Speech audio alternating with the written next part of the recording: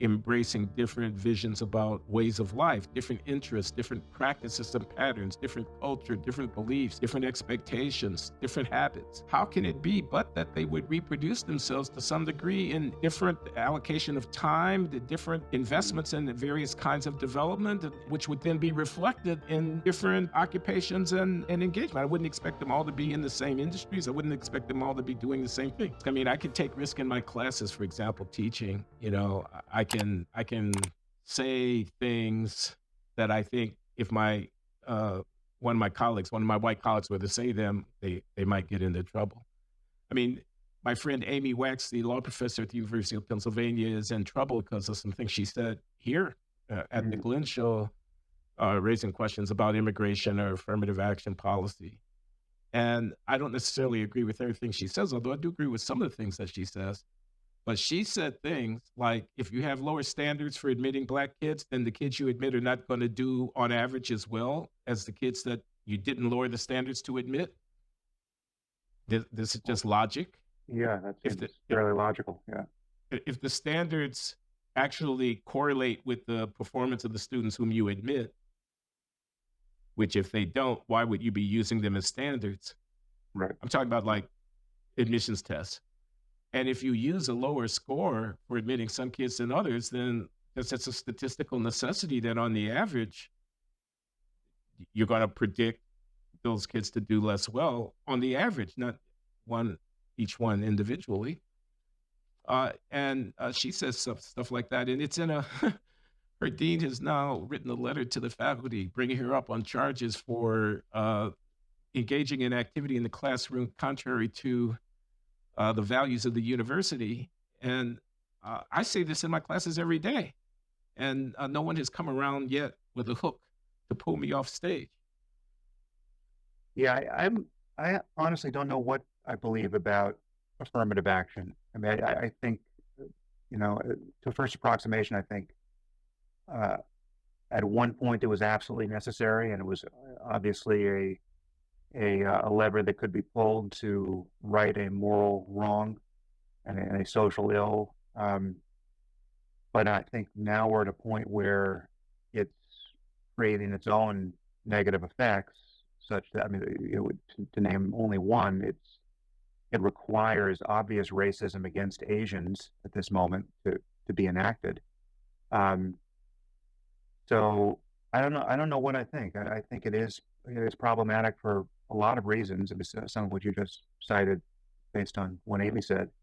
Um, I mean, I think the most insidious aspect to it is that I can envision occasions where it would seem to justify something that looks like racism, even though it would be motivated differently. I'm thinking of a case where, I mean, for instance, if it could be established, and I believe it might have been established that um, the medical field, various medical fields have practiced such affirmative action that you could reliably expect that the people in those jobs, the cardiologists or the brain surgeons of color who had less stringent requirements applied to them to get into those positions, right? If that is in fact true, I mean, I know people like Charles Murray have argued that it is true. Um, you get one chance to have brain surgery, on yourself or on your kid, right? And so, how enthusiastic should you be to have a black brain surgeon if you know that the MCATs for black doctors are a standard deviation lower or whatever it is, right? I know Charles Murray has delved rather deeply and dangerously into facts of that kind in his latest book. If in fact that were true, and you would expect it to be true if affirmative action really has been widely practiced there, um, that's a really insidious and perverse outcome. The last thing I would want would be to be confronted with the choice between two surgeons uh, for a potentially life-saving and life jeopardizing surgery, and to have my main criteria in deciding between them the color of their skin. I mean, that's not the world I want to live in, and that's potentially a world we have engineered through good intentions, right? And so that's something that's one example. I mean, there are many examples where the stakes aren't that high, and we don't care, and it's in fact rational to care about the social good of diversity, say, but brain surgery is not one of them, right? And um, uh, as It's is a powerful example. and pervert the analogously, but on the other side of the coin, athletics is not one of them. I don't see anyone arguing that we need more Jews in the 100-meter dash at the Olympics, right? And there are no Jews alleging anti-Semitism for the fact that Jews are not well represented, on the podium Yeah, at the Olympics.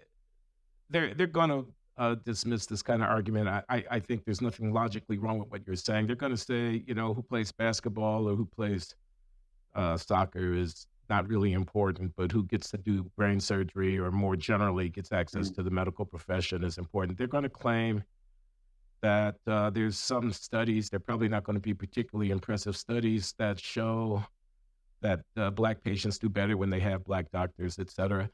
They're gonna deny the relevance of the admission standard that was employed for the medical student to the judgment about the proficiency of the brain surgeon, arguing that there are many, many, many, many other filters between medical school admission and actually being in the operating theater. Mm.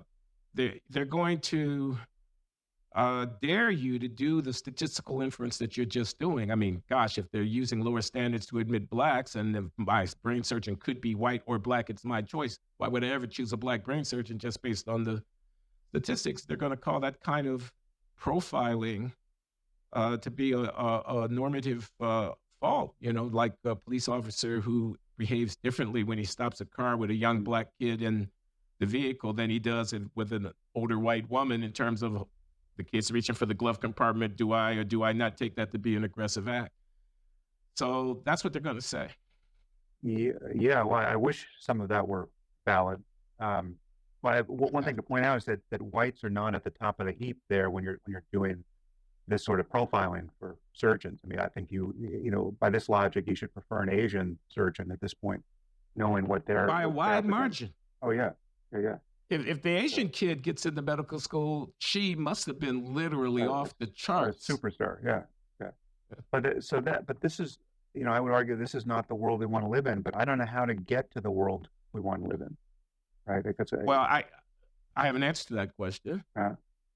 Develop the historically underrepresented group's performance such that it is comparable or at least closer to that which is exhibited by other groups, and accept the reality that not all groups are going to perform every activity at the same frequency as they are represented in the population. That's a silly criterion of justice. Yeah. If you want there to be more black brain surgeons, then let's get more black kids doing biochemistry at a high level when they're juniors or sophomores in college, and which means let's getting more black kids doing high school chemistry and biology in the advanced placement level that some of the other kids are doing it. And accept that if blacks are 12% of the population, it's okay if blacks are 7% of the brain surgeons and 18% of the whatever the flip side is. So I think that's what you. Yeah. I mean, those things are not entirely beyond our reach. I don't think. If we could get people to swallow that pill all at once, I think it would be all to the good.